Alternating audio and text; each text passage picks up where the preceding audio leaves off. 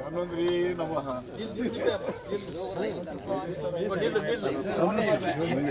అందరికీ శరణం.